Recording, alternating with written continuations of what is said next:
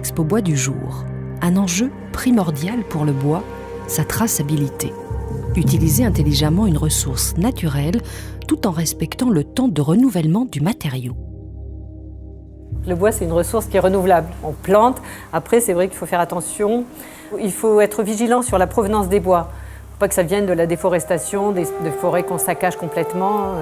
On peut tout à fait maintenant suivre sur les bois et demander donc aux fournisseurs de bois d'avoir des bois qui sont certifiés avec ces labels. C'est à Saint-Benoît que l'on peut rencontrer un fournisseur de bois. Paul Pinault dirige l'une des plus grandes scieries de l'île. Mais au fait, qu'est-ce qu'une scierie ? Une scierie, c'est un ensemble industriel qui reçoit les grumes sous forme de troncs en fait, et qui les débite en tronçons qui seront des planches, des chevrons, des bastins pour la construction ou l'ameublement.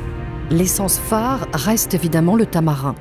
Sa rareté et sa faible longueur justifient son prix. Mais la nouvelle star est désormais le cryptoméria. L'essence vient tout juste d'obtenir son nouveau label. Le cryptoméria, voilà, c'est un bois donc, qui a été planté il y a environ 50 années.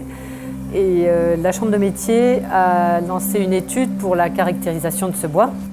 On a fait des essais de dureté, de flexion, de durabilité, d'imprégnation, qui font que maintenant le cryptoméria pourra être utilisé sur des marchés publics et bénéficier de garanties pour l'utilisateur. Le tamarin et le cryptoméria ne sont évidemment pas les seules essences de bois que l'on retrouve sur le marché.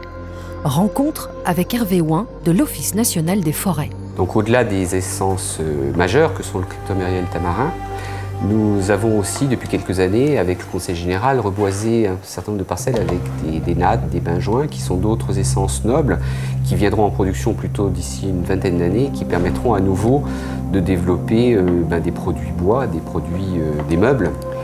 Toutes les forêts publiques gérées par l'ONF bénéficient d'un document de gestion qu'on appelle l'aménagement forestier. Et donc ce document prévoit, sur une période de 15 ans, toutes les coupes de bois, mais aussi derrière toutes les régénérations qui vont être mises en œuvre pour remplacer les bois coupés.